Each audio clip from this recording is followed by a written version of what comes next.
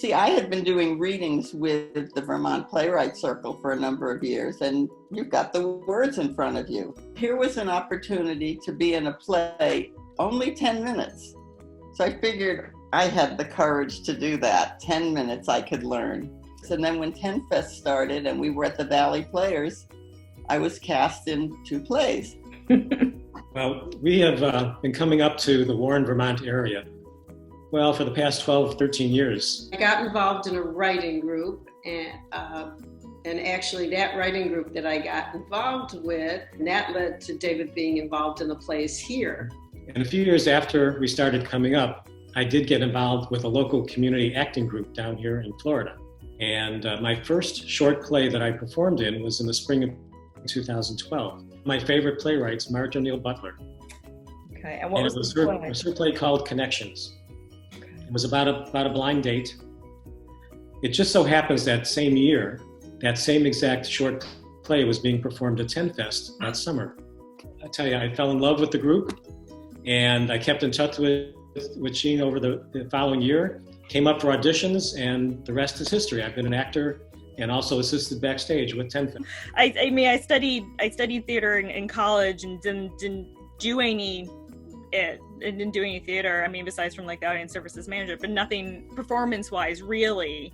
I think for the 8th TenFest, and I suspect I was convinced to come to the auditions by Mickey Nucci.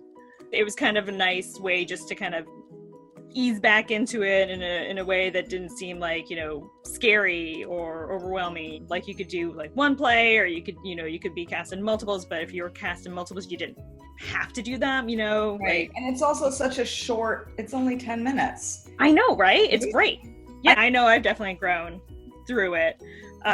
Just because you're playing such a different amount of characters in one night or over the years. And one thing I learned being in a play with you is that when there's a play with 2 people and no one's talking, it's probably your turn. Yeah. The other play I was in, there were 5 or 6 people. So even though I had a smaller part, you had to remember when you have to talk. It's hard to get up on stage and to memorize the lines and where to go and when to say it and how to say it and how loud to say it.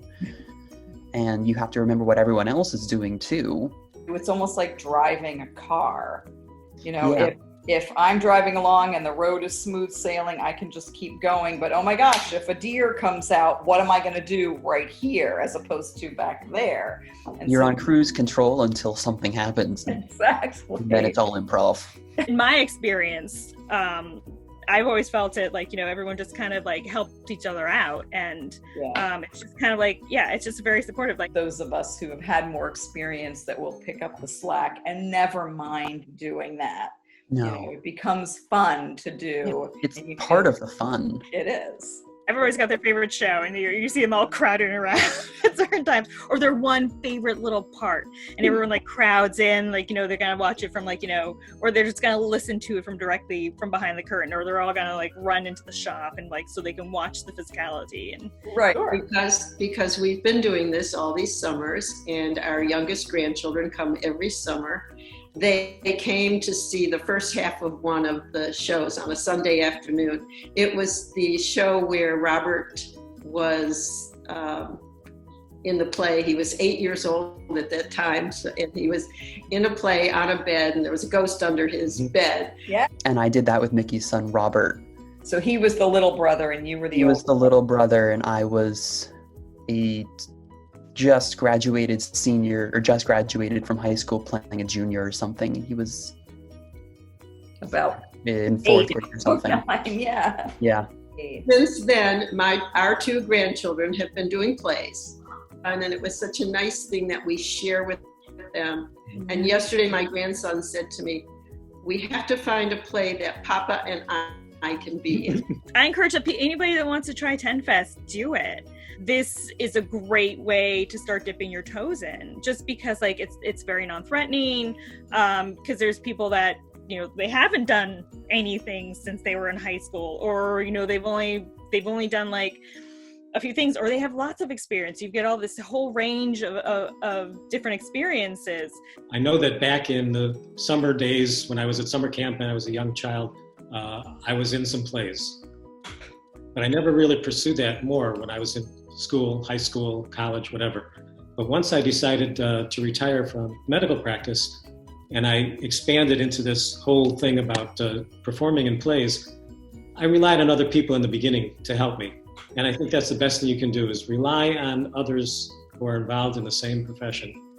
And what was great is that we have a lot of fun, everyone's friendly, so it's not a scary way to start. It's a very low-key way. And I have very fond memories. All 3 years of doing at TenFest is a fantastic bunch of people.